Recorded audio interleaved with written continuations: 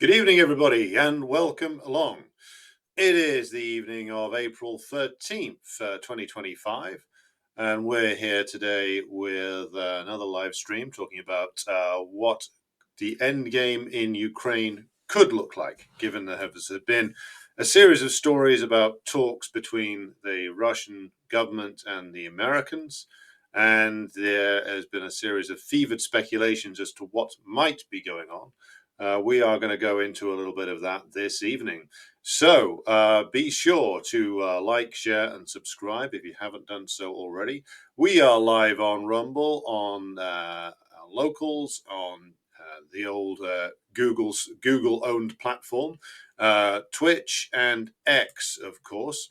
So again, be sure to re-X that or reshare it or whatever the fuck it is you've got to call a retweet these days. Yes, so going to start off by just sorting through or cycling through the various greetings that need to be made in the chat. So I'm just going to hop over there.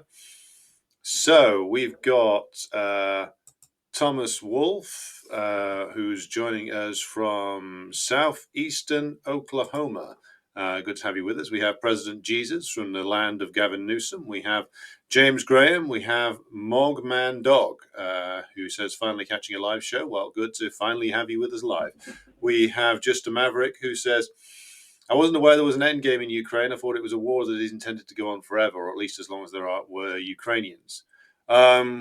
Almost there, but not quite. I will explain my own interpretation of this in just a moment. Hello to Almir in Slovenia, former the once and future Yugoslavia. Good evening to Victor. Good evening to Robert out in Staten Island. Tim Gray says, what are the odds it'll be another Saigon moment with the last helicopter taking off from the US Embassy? Odds are, well, probably shorter odds than that than you might think. Good evening to Comrade Daniel out in Somerset, and Jerry, and Vera, and Chris Cox, and David King, who says, rumor says Zelensky has got a jet full of cash ready to go like at the Afghan puppet. Well, he's probably got more than a suitcase full by this stage. Apparently several bank accounts. Mogman Dog says, what American puppet is complete without the good old Batista plane? Indeed, you always need it if you're in that position. Good evening to David Ball out in Trenton, New Jersey. Tracy Wilkinson, hello to you. Chris Casseroles, who says good evening, and I say good evening back. Terry Brown, John Crowfeather, Edward, who says Lavaka Biedri. After the destruction of the Kiev regime, will the US and other imperialist states order the Baltics and Poland to do something? Or is and has the plan always been to only use Ukraine? Excellent question. Come back to that in just a moment. So we've also got Luigi J, presumably not the famous or infamous Luigi, Comrade Davy, Evgeny Nikolaev, Abtin. Edward says, what is imperialism's plan for Poland and the Baltics? Only to place troops along the border and make loud anti-Russian declarations? Maybe. Dobre Vice to Bruce Albert, Jenny, our moderator, Jimmy, Comrade Jawad, Morgan, Eamon O'Sullivan, coming to us from Cork in Ireland, Mushkin from Gloucestershire, Keith Sadek from Donostia Euskera. Hello to Chris Thomas Conway from Salt Lake City, Gonzalo Cabrera, good evening to you, and Pavel Linovsky, who says, as a lone Marxist, I feel very lonely. People are not willing to listen and think I am insane. I am looking for one to organize with in Austria. Liberals everywhere. Well, I think we have a regular viewer in Austria, do we not? We have, I think there is a regular viewer who comments on these streams called Working Prole Incorporated, who is in Austria, or at least that's what he says on the comments. Of course, one can never tell without knowing, but I think we've got at least two viewers in Austria: yourself, Pavel, and somebody, and the gentleman who calls himself Working Prole Incorporated. Good evening to Lisa and to Chester Elmarov, who joined us from NATO-occupied Sweden. So perhaps a good place to start is Edward's question. Has the plan always been to use only Ukraine? Well, the plan's evolving, Edward. I think when you're asking about will they order the Baltics and Poland to do something, Baltics would do nothing. I mean, the only value that the Baltic states really have, and this was covered in the discussion in the last Decline and Fall episode to a degree with Kit Clarenberg. The Baltics' only value is to act as provocateurs, to stage provocations, and then because they get crushed and wiped out by the Russians in about a day. They have no military to speak of. The number of NATO forces stationed there is very small. The NATO probably couldn't offer an effective defense of the Baltic states without wasting loads of men and machinery in an encounter that they would rapidly lose. So it's not. I mean, the Baltics have never been defendable territory for NATO, not unless they turn them into giant armed encampments. And they've never seriously done that. They have stationed German, British, American troops in the free Baltic states. Not enough to do anything. Not enough to actually to actually act as a real defense if the Russians decided to do a full-blown invasion. It wouldn't. All they would do is hold them up maybe another day or two. The Baltics really are there to essentially stage endless provocations. They can't be seriously defended. The clowns that run the Baltic states, do they know that? Interesting question. Probably, and they don't care. They'll have a plane on the tarmac ready to take them into a very well-remunerated exile in the United States or Britain. Their job is to do provocations, and everything they've done has been provocations, from like the apartheid-like measures taken against the Russian population to like the now provocations in the Baltic against Russian shipping. Their job is to provoke some kind of military encounter that would presumably justify something else. Don't think they've really worked out exactly what yet, but certainly their job is to stage endless provocations. And we'll come to what that NATO or the US imperialists and the British would hope to achieve through that in just a moment. Poland, a little bit of a different order of things there. Bigger country, obviously, more significant military power, much more significant industrial base, though one that is significantly smaller than it was during the socialist period. But also in Poland, even though you have a rabid anti-Russian government, and whoever is there, whether it's Tusk or whether it's Duda's guys, you always let the shady figure of Kaczynski in the background. That's always rabidly anti-Russian because that's what the imperial masters require, and it's also what the Polish bourgeoisie is like, and always has been. In their minds, Russia is still basically the holdover of the Soviet Union, and you've got some residual stuff from like the Tsarist period there as well. But a lot of this is still like based in the Russians and communism. Strangely enough, for a country that's been run by anti-communists for over 30 years, 40 years now, if you include Gorbachev and Yakovlev and co in that category, and you very much should. It's in the minds of the Baltic and the Polish reactionaries. Russia is still associated with communism.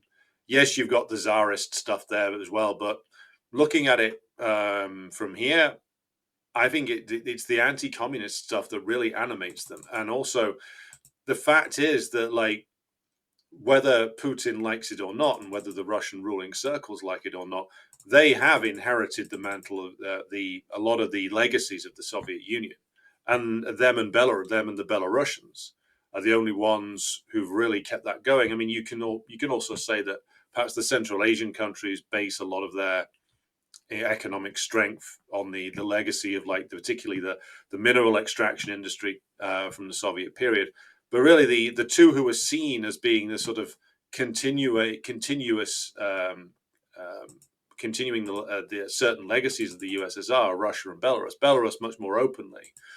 Russia kind of by default, because essentially the Russian bourgeois have been forced to drop their visible anti-communism due to the fact that it was the period in recent history which provided unifying points for the population. Certainly no one was going to rally around other than like the fringe Russian podcasters, no one was going to rally around the sacred memory of the Romanovs.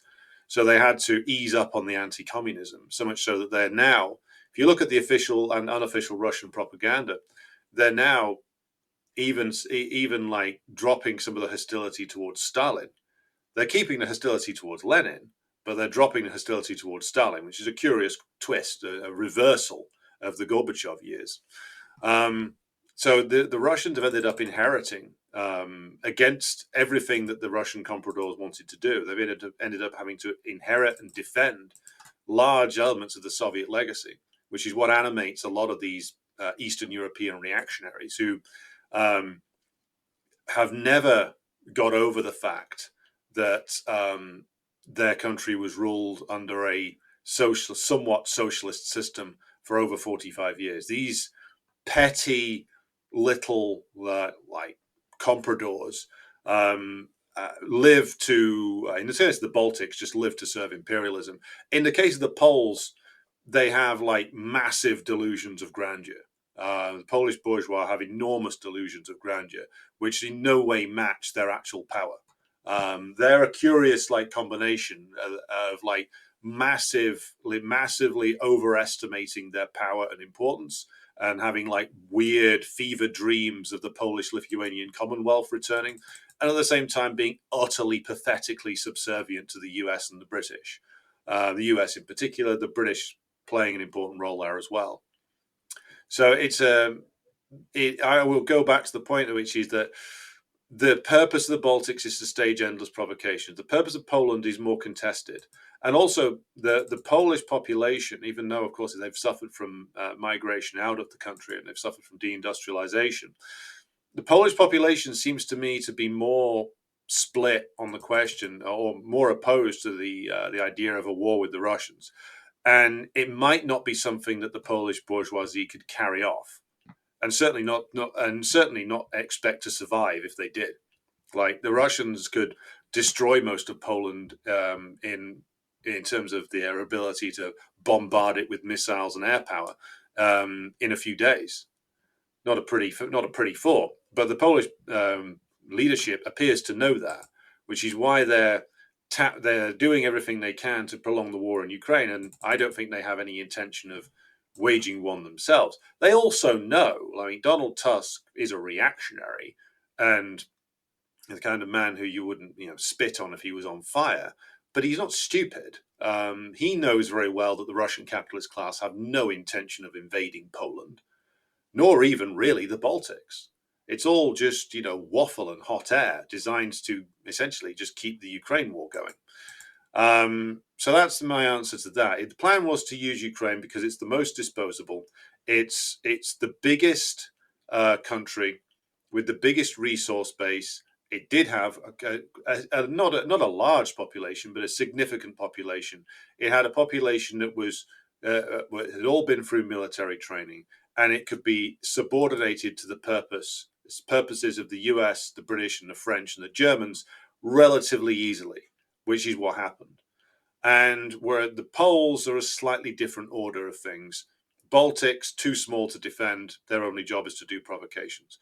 This leads us into the discussion of the Ukraine war itself. Now, I'm just going to pull up a screen here to share with you. So if you just bear with me a moment. So here we have there we have the Kellogg plan. This comes from the Sunday Times of Britain. So Kellogg, who is the former American general who's been appointed by Trump as one of his envoys over the Ukraine settlement, And he has been floating around various different meetings for a while now, saying various different things that are often wildly contradictory, and looking at saying that he's going to put forward some sort of plan to resolve the Ukraine war. Most of these ideas have been revolved around the idea of some kind of segmentation of the country, some kind of fracturing of Ukraine. And this map that you're looking at now is the latest version of that. So this was leaked the other day. Kellogg got into trouble with the Kiev regime because he started talking about dividing it up like Germany after World War II. This is a plan, by the way, that wasn't even necessarily his. Biden and his gang were talking about this over a year ago, over 18 months ago. Blinken mentioned things like this. Bear in mind, the American top brass knew very well that they couldn't win the war on the battlefield fairly early on. And they knew for sure after the failed offensive of June 2023, which we talked about extensively in the Decline and Fall episode the other day, based on the story in the Times, the Times of London, that is. So what you've got here is the latest iteration of a plan that's been kicking around American foreign policy circles for quite some time. And so it's not Kellogg's plan as such. His name's on it, but this is the thinking that has been the consensus really within the American imperial machinery, with going back for nearly 2 years now. Excuse me. So as you can see here, the plan is to essentially not contest, because they can't contest, the line of contact at the moment and the territories that the Russians have currently taken. They are prepared to accept, again, as they have been for nearly 2 years, that is gone. Then you've got this neutral zone here, which is the Kiev or the Kakov region, and it goes along the line of the Dnipro River. Then you've got this big western central part, which is where Kellogg proposes the British and the French would deploy their forces along with the Ukrainians. And this is the segmentation, the fracturing of Ukraine along these lines. So is this likely to be accepted by the Russians? Well, on current, if we go on current form, the answer is, of course, no, because the Russians, a genuine red line is the deployment of NATO forces into what's now Ukraine, any part of what's now Ukraine, because the whole purpose of this war in the first place, the whole purpose of the special military operation, was to prevent the deployment on a bigger scale of US, British, German, French, whoever, whoever from NATO military assets into Ukraine, and with the idea of stopping Ukraine essentially becoming a NATO garrison right on the border with Russia, with the idea being that, of course, they would, if the plan had come off over 3 years ago, that they would crush the rebels of Donetsk and Lugansk, and ultimately be able to pressure the Russians out of Crimea.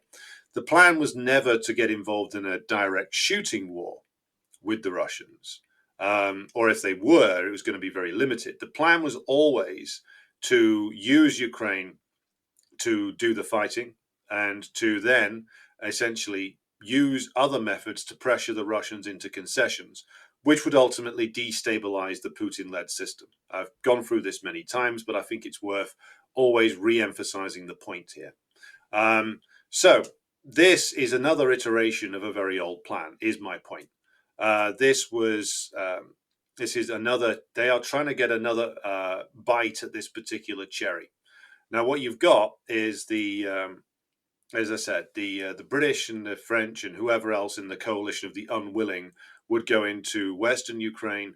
The central part would just be Ukrainian forces, and then the Russians would remain in the east and the south. Now, as I said, this is going to be unacceptable because it basically means that Ukraine is effectively incorporated into NATO by another name. See, what Kellogg's plan has also said is that, oh, we'll shelve the question of NATO membership. Well, you can't really shelve the question of NATO membership if NATO armies are sitting in the west of Ukraine. That means effectively that Ukraine is covered by NATO, whether anyone's saying that or not. Now, this, of course, has another problem for the NATO side in terms of carrying this out, even if the Russians were to agree to it, and I don't think they will, which is that there is a lot of unwillingness in the European countries to provide any troops for this force unless the US essentially guaranteed that they would get involved if a war kicked off. So there's a lot of question marks over whether this could be fulfilled from the Anglo-French side either. Now, what the overall plan here would be to essentially deploy these forces, not to assault the Russians directly. I don't think they would do that. What they would want to do, though, is they want to allow the Kiev regime time to repair and rearm itself, and also allow the British and the French and others, the Germans in particular, time to rearm themselves as well. Because if you look at like most of the stuff that's coming out of the more rabid sections of the British media, what they're talking about is that they need 5 years to do rearmament and rebuilding of their armed forces. Now, I don't think that that's a realistic prospect at all, but that's what they're talking about. What they want to do is to essentially pause things along the lines that Kellogg has drawn here, or has been drawn by someone and stuck Kellogg's name on it. That's the more likely scenario here. And pause things, basically stick the British and the French troops in there to bolster the Kiev regime. That's what their job will be, to make sure that the Kiev regime stays in play. That's their task. To rebuild the Kiev regime's armed forces, to rebuild its military industrial base, and to make sure that it's in a position in 5 years' time to launch new provocations and restart the war. That's the plan. That would be what happens if this deal was to go through.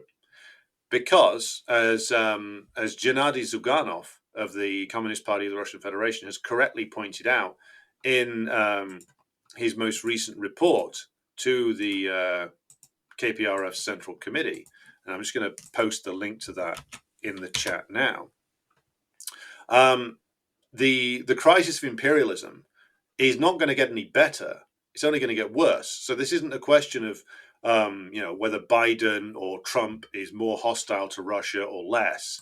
That's not the question.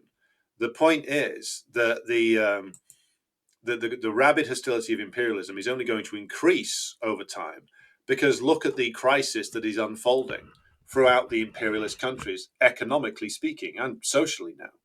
The requirement of the imperialists was not just for the defeat of Russia, but the defeat and collapse of the Putin-led system, the restoration of comprador rule in Russia, or the breakup of the Russian Federation completely.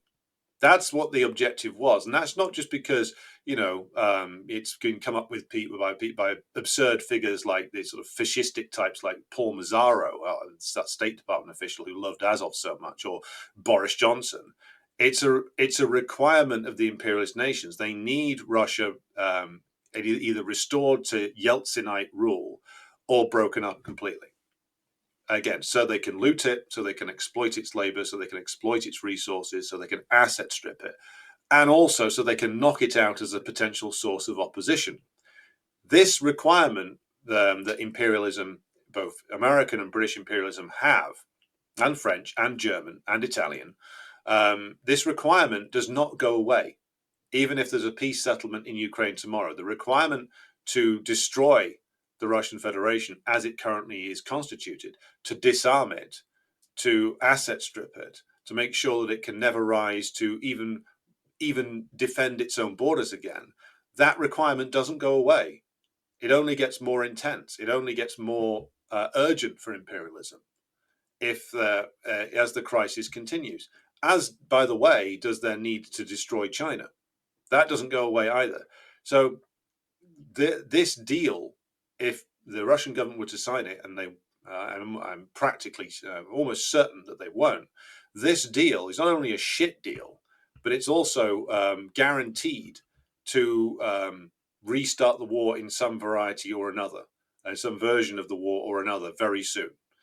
And that's exactly what it's designed to do. Now, does Trump know that? Maybe, maybe not. Doesn't matter what Trump knows or doesn't know. This is clearly, as I was emphasizing earlier, a question of continuity. Again, it's the same rough plan, really, that the Biden group were looking at, because it comes from the same source, which is like the policy-making world that is paid for, have their bills paid for them by the ruling class in the United States. And so the disputes with the British and the French are less over whether the Russia should be defeated, over whether it should be subordinated to the US-led imperialist bloc. It's more over a question of tactics rather than objectives. The objectives remain the same, and it is a objective requirement for the ruling classes of the Western bloc for Russia to be destroyed. That doesn't change. So this deal will not be accepted by the Russians. I'm, again, as I say, I'm almost certain of that. So why on earth is Kellogg floating it? Why are the US even talking about it? Well, because what their ultimate aim, or the aim of those who want to continue the war, shall we say, well, their aim is to carry on the war in one form or another, to save as much of Ukraine for themselves as they can, to launch, to be able to remake it and then use it as another springboard for an assault on the Russian Federation at some point in the future, or to use it as a point of permanent instability in the region to make sure that the Russians always have trouble on their borders. I mean, it's not for nothing that Zelensky said he wanted Ukraine to be a big Israel. Now, that was a line that was given to him, of course, but it's actually a pretty effective example of what the imperialists would want with Ukraine. It's not about Ukrainian resources, not really. It's not about Ukrainian minerals, which might not exist or certainly don't exist in the amounts of which Zelensky has been saying that Ukraine has. It's about the usage of Ukraine as a strategic asset. That's what the usage of Ukraine is. And with a disposable population, as the imperialists see it. So with the idea of Ukraine being a big Israel, what does that mean? Well, what's Israel's job? It's to rove around the Middle East, or West Asia, if you prefer, threatening and attacking any country that looks like it's going to move away from the hegemony of US imperialism and British imperialism. And its job is to do that and to create wars, to create chaos, to create permanent instability if the US can't have its way in terms of imposing stable comprador regimes. That's the purpose of Israel. This would be the purpose of Ukraine. That's what the Ukrainian compradors signed up for. And Zelensky, whether that line was written for him or whether he came up with it himself in an inspired moment of improvisation, that is what he appears to understand as well. That's Ukraine's role. That doesn't, again, with this Kellogg plan, that doesn't change. So the end game for the imperialists remains the same. Their requirements remain the same. This is only a question of tactics. It's only a question of how do they obtain the result that they very much need. So all this talk that's going on between the Russians and the Americans about that Kirill Dmitriev is engaged in, about economic ties, about this, that, or the other, this is all fluff. This is all nonsense. Like I think at least some in the Russian hierarchy do understand that the hostility of the US is not going to end. The hostility of the British isn't going to end, or the French, or the Germans, or any of the imperialist powers. This is going to only continue. And so the war will, the aim of any deal that the US is trying to enforce, whether it's Kellogg's or something else, will be to try and preserve the Kiev regime, or some version of it, as a base for future operations. So what does this mean in terms of how the Russians are going to have to react? Look, it's becoming clear now that the US, if it cuts off the Kiev regime, it will further damage its relations with its NATO allies. Now, they know that there's this thing going around that Bernie Sanders is getting very upset about, old Saint Bernard of Burlington, that, Trump is turning his back on our NATO allies. This isn't true. Trump wouldn't be allowed to do that. Just like he's not going to be allowed to keep massive tariffs on like tech components. He's now talking about 20% on tech components. That'll get dropped ultimately. He's not going to be allowed to pull out of NATO. Even if he'd have wanted to cut the military budget, he wouldn't be allowed to do that. There are people who have great deal of sway over any president who will give him a call and say, you know what, Mr. President, we don't think that's a very good idea. And he would be obliged to listen to them, talking like major guys on Wall Street, major big stockholders, major CEOs, those kind of people. The kind of people who have country clubs so exclusive that they don't even need to engage in the gaudiness of an Epstein-type private island affair. They can do their human sacrifices right out in the open. So that's the real ruling class for you. Now, the point about this is that Trump is not going to turn his back on NATO. Trump isn't going to pull out of Europe. Not going to be allowed to do that. As I repeatedly say, when you've got $1 trillion of capital moving one way and $1 trillion moving back the other way, that's too much capital on the line to pull out of Europe. Because if you pull out of Europe, you are essentially destabilizing all of the countries in Western Europe, never mind the East, that you put back together after World War II for the specific purpose of creating a unified imperialist bloc. Now, it's never truly unified. They're always fighting and bickering with each other and stabbing each other in the back. But largely, they're unified against certain enemies. Trump's already damaged that to a degree with this tariff nonsense. And a lot of people will be very upset about that. So it's extremely unlikely that he's going to somehow like walk out of NATO or compromise it in any way. That's because basically what you're talking about there is control, ultimately, being able to exercise a lot of control over key European nations, over the direction of the EU, through exercising control over countries like Germany, where the US has an awful lot of influence over the security and political hierarchy. So forget this nonsense about Trump pulling out of NATO. Not happening. Forget this nonsense about Trump just upping sticks and leaving Ukraine and pulling the plug on the Kiev regime. Not going to happen. Now, will the Kiev regime ultimately collapse? Possibly.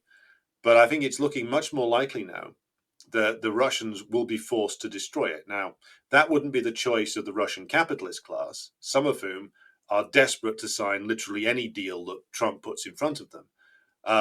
But if they leave the Kiev regime in place, and if they leave its ability to receive assistance from NATO in place, then all the Russians are doing is setting themselves up for a renewal of the war in a few years' time, or a major provocation being staged and the risk of an even bigger war breaking out. See, every time that the Russian government thinks it's pulling some clever maneuver and signing some deal, what generally happens is that it bites them on the ass. Just like their embrace of Viktor Yushchenko, which they thought they were being tremendously clever by bringing him on side and sitting down and shaking hands with him. That didn't work. That only embedded the Bandera cult even further in Ukraine. Just like their attempts to bargain with the West over the fate of Yanukovych didn't work. Just like their attempts to bargain with the West through the Minsk Accords didn't work. Just like their attempt to bargain with the West right up to the moment of the launch of the special military operation didn't work, because the people who were making the decisions, or the people who were exercising a lot of influence within the Russian government system at that time, had no understanding or didn't want to understand that they were going to be relentlessly targeted by imperialism for as long as imperialism was in a crisis, and it was in a deep crisis 10 years ago. It is in even a deeper crisis now. And so the Russian government is going to be left with no choice. Essentially, they're not going to get a deal out of the US. They're certainly not going to get a deal out of the Europeans. They're going to have to go and destroy the Kiev regime militarily. There is no other way around it. There is no deal to be had that the US can or will offer that the Russians will find acceptable. it's not just a question of like the British influencing things, though of course they are playing a key role in that. It's that all of the imperialist powers require the defeat of Russia, and therefore they cannot allow the Kiev regime to completely collapse, because if the Kiev regime completely collapses, then everybody in the entire world will see that the US imperialists and their bloc allies have been hideously defeated. They already have to a large degree, but they really don't want people to see that. They would rather that if a collapse were to happen, they would rather it happen at some point in the future. They would rather spin the war out for another few months or another few years if they possibly can. There is still some hope, and it's not entirely unreasonable, but I think largely with unfounded hope amongst ruling circles in the West, that if they keep the war going, that they can exploit internal Russian contradictions. Again, that's not without some basis to it. As again, the KPRF correctly point out, there's a large bourgeois element in Russia that has sort of banged the nationalist drum for the last 3 years, and is now just desperate to get out of the war and go back to essentially being a resource appendage of the West.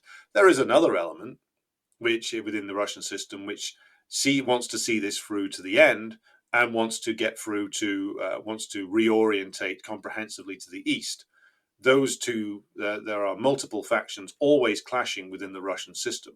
And so it's not entirely unreasonable in terms of the imperialists' expectations that they could exploit some contradictions in Russia, or that the Russian economy might turn south, or that there's not contradictions going to arise and intensify if the war is allowed to continue.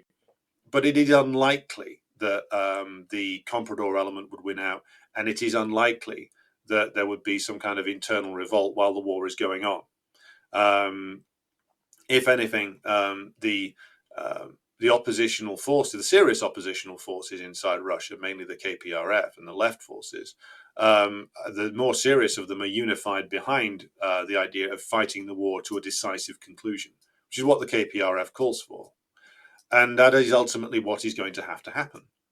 Again, like if they leave the Kiev regime in place, if they offer concessions in the delusional hope that Trump will somehow, enter into good relations with them, then if they leave that Kiev regime in place, they are only setting themselves up for another war that will possibly be even more dangerous in a few years' time.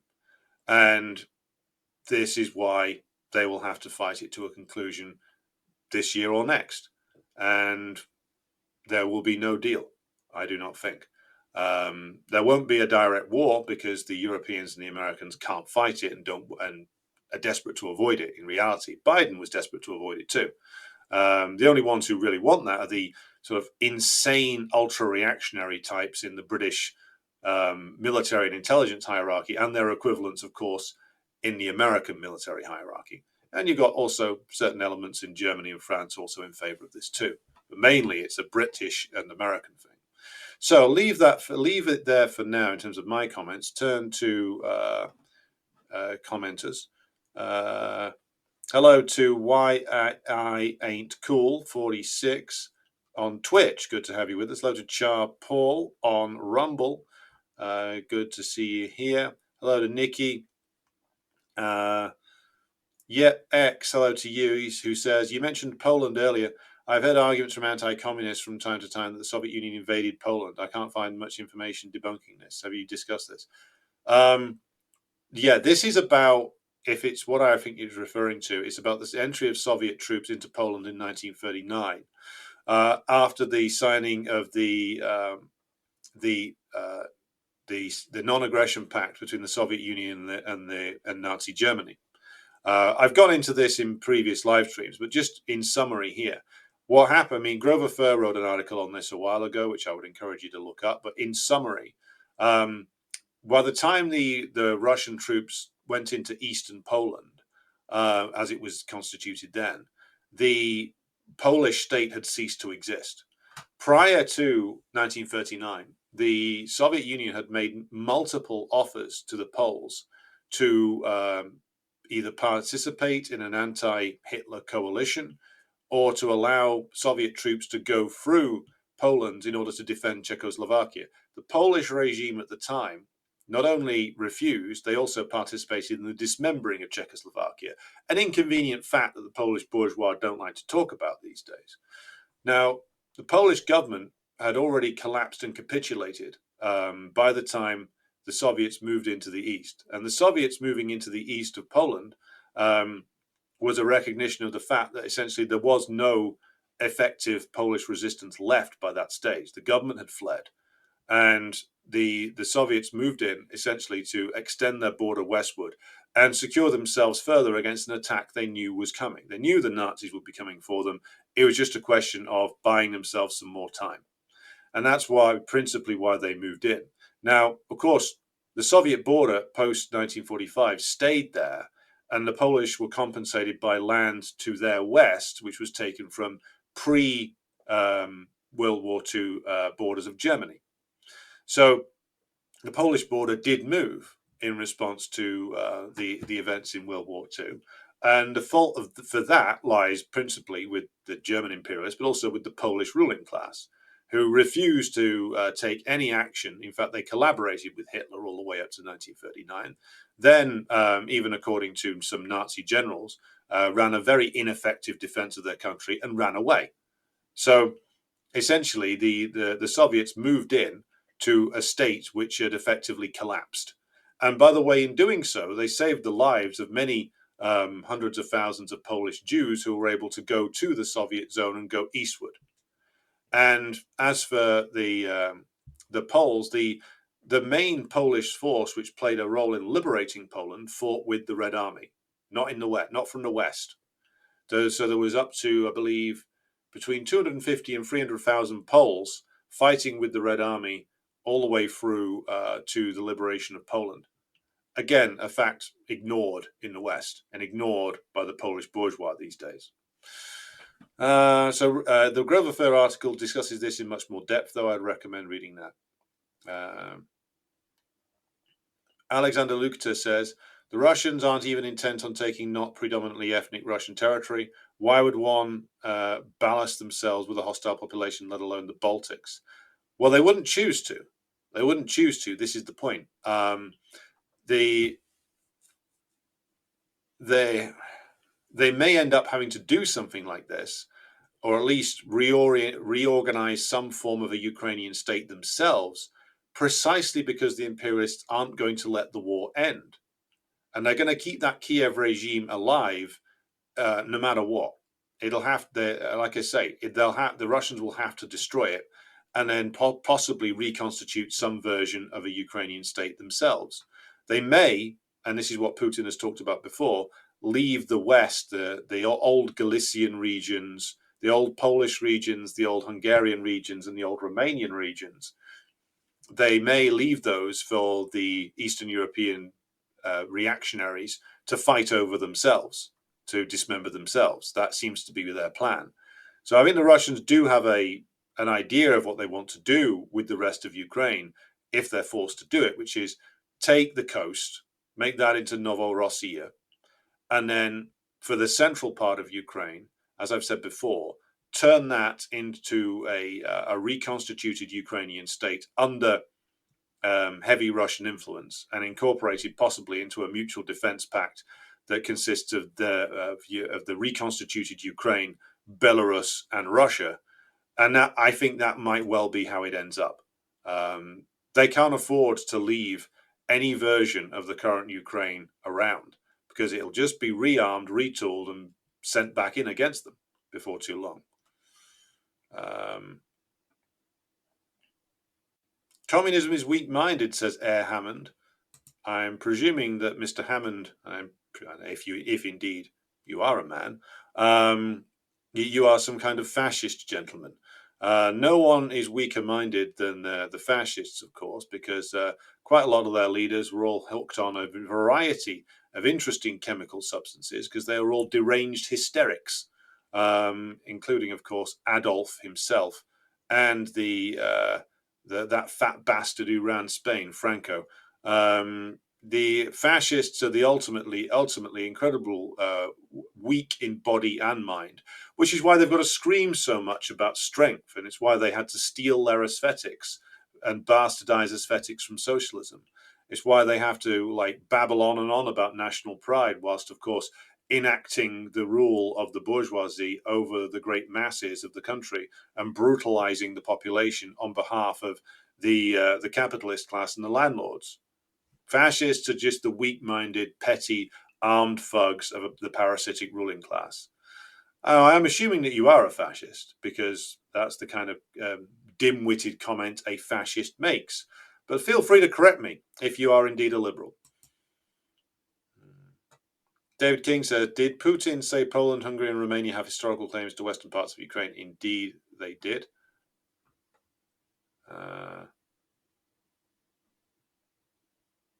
Hello to Comrade Naylor. Judith says, RT says that Iran is much weaker than it was when the first nuke treaty was signed. They say that Iraq is closer to West. Also, control over Persia and Gulf will conflict with China, who's their biggest oil customer. I would be wary of what Russia today in the West says, to be completely honest. I don't know whether Iran certainly has its contradictions and its problems, but they're in a much stronger position with regard to their alliances with the Russians and the Chinese now. They've demonstrated they have considerable military and industrial power. Yeah, they got their problems, and one of the problems is the amount of compradors in the system. But Iraq is contested territory. I know there was that story about the Iraqi militias offering to disarm recently. I don't take that particularly seriously. I think that's American wishful thinking. The US can't defeat Ansar Allah in Yemen. So again, I think that the thing with regard to Russia today in the West is that it now parrots a lot of pro-Trump shit, on the grounds that the editorial line coming from Moscow is to be basically pro-Trump in order to try and exercise some kind of influence over the Trump administration, or to essentially make some kind of alliance, which of course they're never going to get. So I would be wary of what RT says, to be honest. Now, I could be wrong. We will see. Pavel Linovsky says, I get the impression that the Polish reactionaries would love nothing more than to return back to Catholic, God-ordained monarchy as a bulwark against Russians and Muslims. Well, they're welcome to try. I don't think it would end particularly well for them.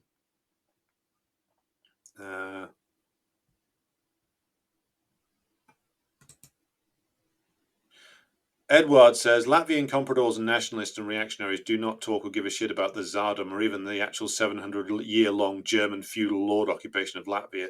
Everything is Red Russia. Yeah, they don't care about, the actual oppression practiced by the German landlords in Latvia. The thing that animates them above everything else is the fact that they were overthrown in the late 1930s, and that it was the Latvian workers and peasants who did it, and that they managed to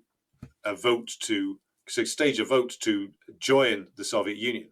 They cannot get over that loss, and them being driven out and losing again when they tried to collaborate with the Nazis in World War II.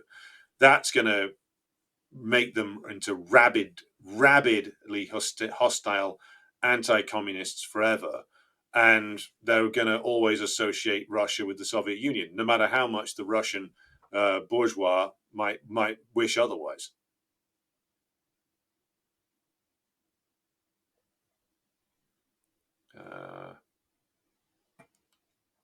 Just going through some comments here.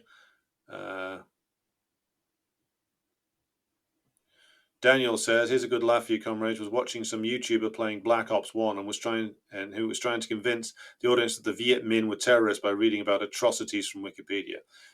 It's probably that streamer has a very, very well remunerated career waiting for him in the British Ministry of Defence. He should apply now. Right. Hello to Marianne T1211. Yes, so I do look at the Rumble chat. That's why I'm reading your comment out right now.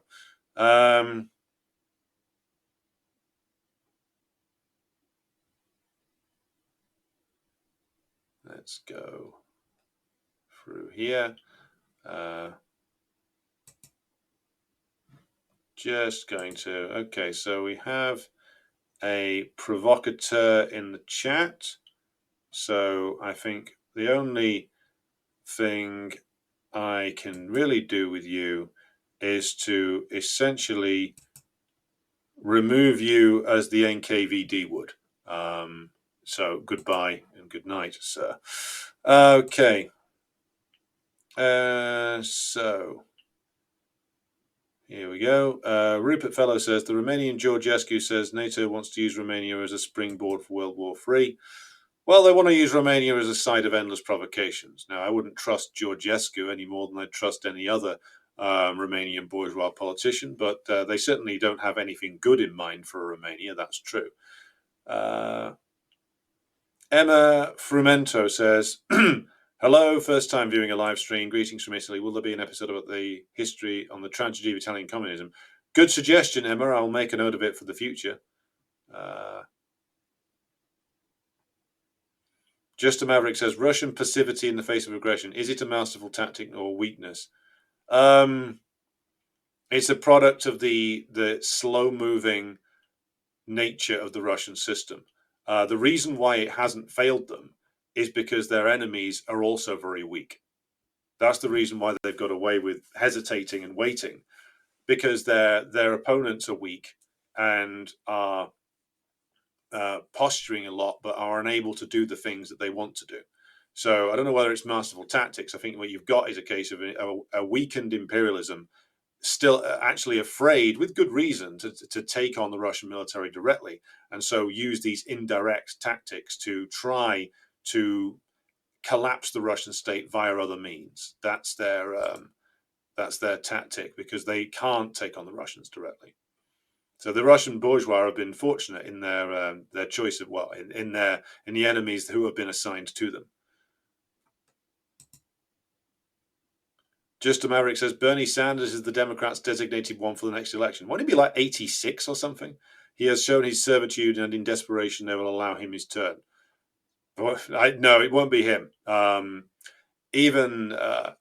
think that they will run. I don't think it'll be Cortez. I just don't think that they would.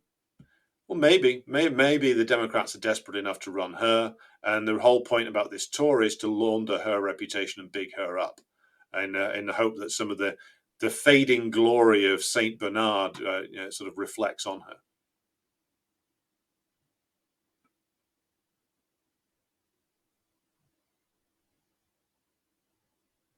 Okay.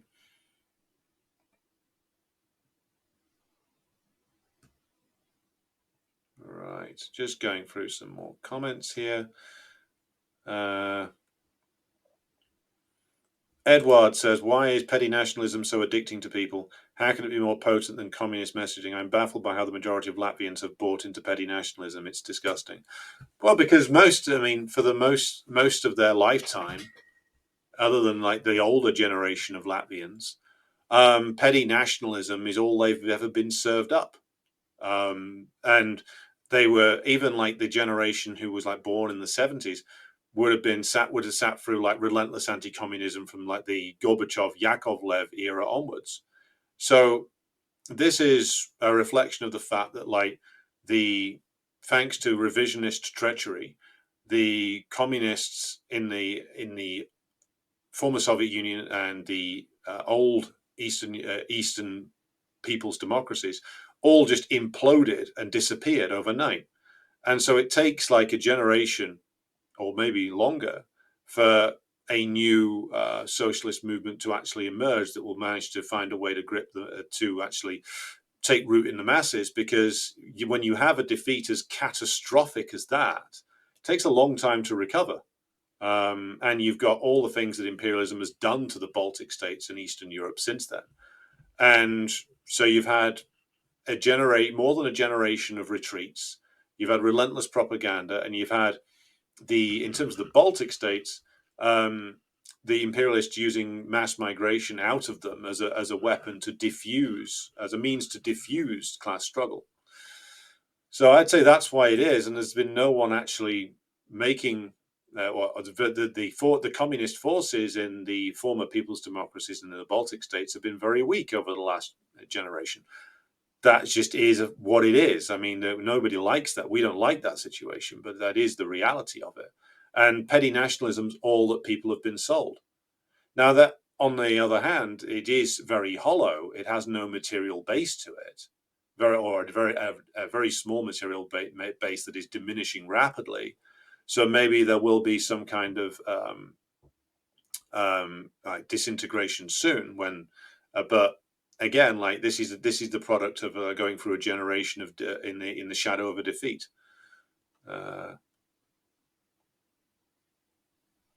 Czech powers also fought with Red Army, says Bruce. Mary says the historical revisionism of World War II is terrifying. It goes to show how easy it is for them to rewrite even recent history and manipulate our minds whichever way they want. Very true.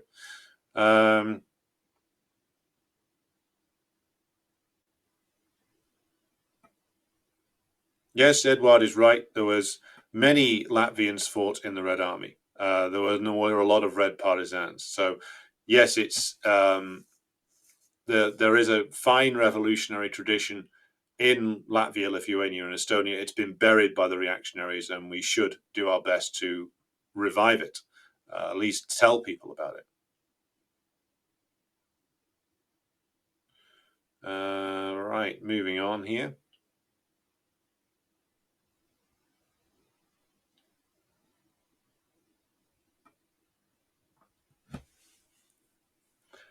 Xavier Combs said, Iraq in the modern day is controlled by an Iranian-aligned PM and coalition. The Iraqi government is anti-US, but the US controls its finances because of Wolfowitz. Okay. Interesting point.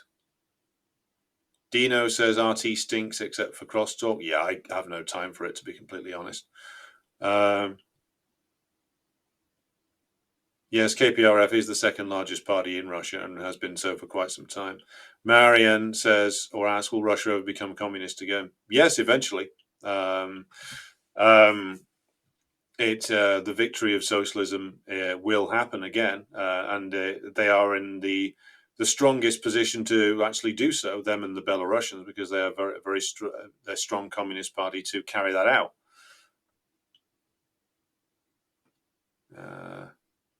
Morgman Dog says, with reference to who's running, probably Buttigieg, Newsom, or Whistler. What do you mean Whitmer? I haven't heard of Whistler, unless the painter's running, and I think he's dead.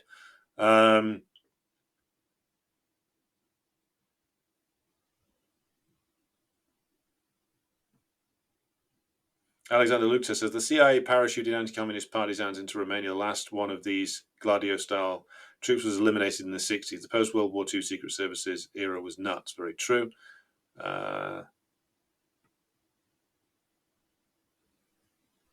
Okay, so we are at the top of the hour. So what I'm going to do is going to leave that here for today. I'll be back with you again on Tuesday for more of this program, and there'll be more Decline and Fall for you coming next week as well. Thanks to everybody who supports the show on Patreon and Buy Me a Coffee. The next episode of Kwame Nkrumah's Neocolonialism, the reading group episode, will be out on for Patreon subscribers next week. In the week coming up, I should say. Time to be confirmed. And yes, join the Patreon to get access to that. Thanks, everybody, again, for watching tonight. Thanks to everybody who has joined us on the various different platforms. I'll be back with you again on Tuesday. But until then, good night and solidarity.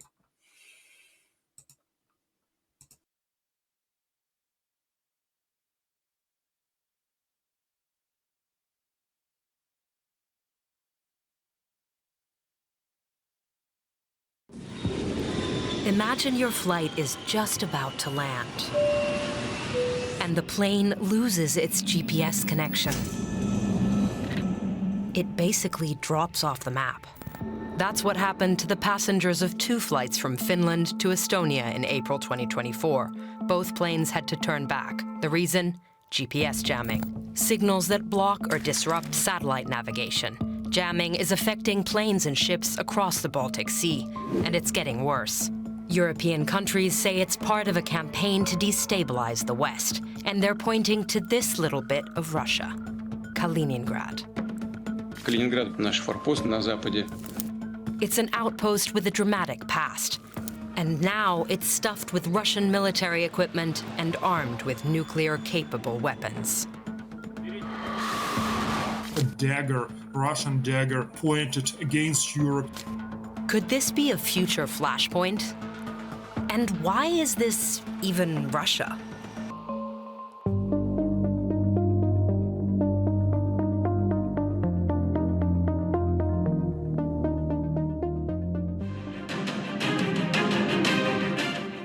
On Russian state TV, this has become almost a staple. В радиоактивный пепел. Threats of nuclear war against the West. На Западе все чаще задаются вопросом, применит ли Россия ядерное оружие. Ответ – да. And Kaliningrad is often at the center of Russia's saber-rattling.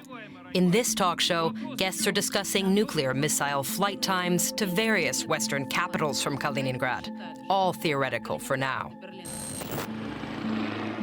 But Kaliningrad already is a nuclear threat. Russia has deployed the nuclear-capable Iskander missile in the exclave. This is their estimated strike range. And there is no other way how you can effectively, easily deliver the precision strike, but from Kaliningrad. This is Sergei Sukhankin. He's a senior fellow at the Saratoga Foundation, a US-based nonprofit organization specializing on the war in Ukraine.